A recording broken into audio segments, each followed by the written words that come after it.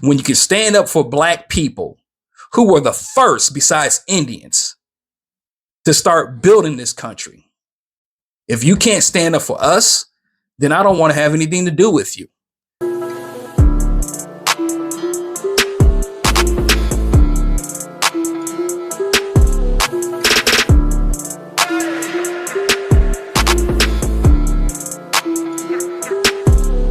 Sheesh. I haven't done a long form video vertical wise in a minute, so I'm going to just do one right now. Got to get some things off my chest because I just been thinking about this, and I've been thinking about this for a little bit now since Donald Trump has got into office, and how I feel about people that I know who voted for Trump, people that, you know, I've once had a relationship with who voted for Trump. Back in 2025, I had an acquaintance that, you know, my son went to school with his daughter, and we would get together. We would hang out, you know, family wise, his wife, their other daughter, my wife, and my son. And, you know, we came up on the topic of Donald Trump and how Donald Trump, you know, is a terrible individual. And me specifically, I told this individual that Donald Trump is a racist.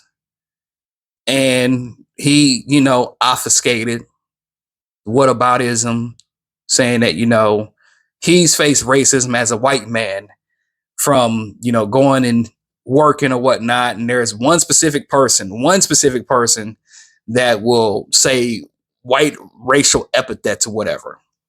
I don't know where that's at. You know what I'm saying? Like, you know, when it comes to racism, it's usually someone who is a bigot, who is racist towards black and brown people like myself, where I faced racism in my predominantly white high school that I went to back, you know, long time ago, where it was when I brushed my hair, even though this wasn't a racist question. However, it's like my hair is this low and the person says, "You don't have any hair on your head." And I have to show them, yes, I do. And I brush my hair backwards, and they see where the part where I brush backwards, my hair would go up. Because that's the stereotype type of black people, is that if I have a low fade or a low even, I don't have any hair on my head. It's those, you know, stereotypical racial tropes when it comes to black people, black and brown people. Well, you know, with this conversation that I had with my once friend, who I've really started to just stop, you know, having communication with, like, I just distanced myself from this particular person. And I really started distancing myself from this person whenever we had the Super Bowl and Bad Bunny was doing a performance, being from Puerto Rico.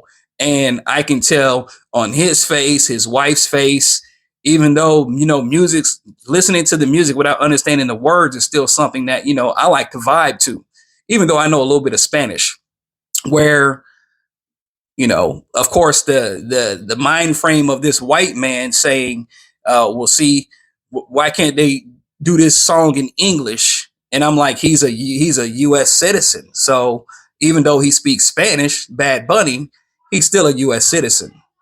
So you know, I really started to distance myself from this person. But the conversation we had in 2025 is that Donald Trump is a racist. Donald Trump is trying to take away black and brown representation. Donald Trump is trying to take away black people's rights, Haitian people's rights, Mexican people's rights that live in America, Venezuelans and Cubans, and, you know, taking away the rights of black and brown people. And in our midst of our conversation, I asked this person the question on, do you think Donald Trump's going to be good for the economy? Do you think that Biden had the economy so bad that Donald Trump's going to come in and make the economy better? And his adamant question was yes. And I asked him another question. I said, so you think that Donald Trump is going to be better than Kamala Harris? And there is another answer of a yes. But we already know that there were several reasons why this person thought that Donald Trump was going to be better than Kamala Harris. One being that Donald Trump was a white man, is a white man, and Kamala Harris is a black woman who is mixed race. Because we already know how the misogyny goes when it comes to people who don't see a woman in a position of power. So here we are today in 2026, where the Voters' Right Act is gutted, affirmative action, DEI, and the blaming of Biden and Obama with what Donald Trump has been doing to the United States and around the world, along with Elon Musk. And like I said, I had to distance myself from this person because any person that I know that voted for Donald Trump, and I don't know how this conversation came. It just was just us having a conversation about the economy and everything else. And then I just asked the questions, finding out the answers that I got. It was very disappointing. But what do you expect when you have a man who is white, that has never faced any kind of racism and gets that privilege that white people get when it comes to being pulled over, in comparison to me as a black man getting pulled over and asked if I have drugs in my vehicle and asked if I can pop open my trunk so the police officer can check my vehicle to see if there's any drugs in there. That's the particular racial profiling and stereotypes that I receive in comparison to him. I was thinking about this, like I said, and I pretty much cut off communication. I don't reach out to this person, but it's like, damn, how can a person be so blinded to the evidential proof of Donald Trump and Donald Trump's racist ways?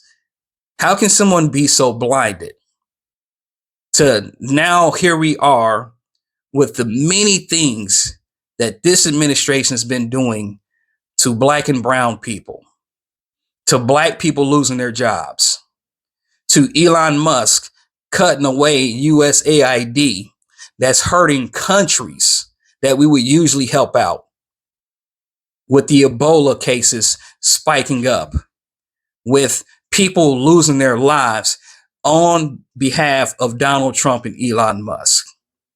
That is not a friend that I want to have. Along with the Republican Party that doesn't care about the American people or people around the world because they only want to continue enriching themselves. No, both parties are not the same. And if anybody comes on my channel saying that both parties are the same, just like my sister Tabitha Speaks Politics, just like my boy Coach D Speaks, Antonio Talks, just like Garrison Hayes, Jesse Dollamore, you come on my channel talking that shit, I'm going to just block you. We are in a terrible position as the United States. And any person that still supports Donald Trump and any person that wears a MAGA hat, you are a pedophile protector, a piece of shit, and someone that I cannot relate to, never want to have association with. Gas high, the economy going down the drain, Donald Trump, pardoning criminals and enriching himself with our tax money, and then continue to go on the front of the TV screen or on Truth Social, lying over and over to the American people in the world, saying that we're the hottest country, that we once were the envy of the world. Now we're the laughingstock of the world, where Donald Trump is getting billions and billions and billions of our dollars, our tax dollars, to enrich himself, and then also want to give reparations basically to January 6th insurrectionists who have committed crimes and actually recommitted crimes whenever they got pardoned by Donald Trump, who said they was going to look at every case. I land with this. If anyone got people to vote for Donald Trump or Jill Stein or Cornel West because they said that the Democratic Party and Kamala Harris is going to do the same shit that Donald Trump is doing, are a freaking lie, and I will not associate with them.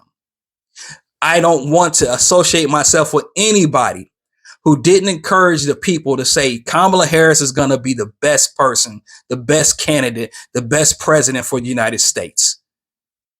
That goes for any person that said that both parties are the same. And if you can't stand up for black people's rights if you can't stand up for people in a whole as their rights are being taken away, the LGBTQ community's rights being taken away, the black people's rights being taken away and being oppressed, then you're not a person that, I don't care if you are a Democrat.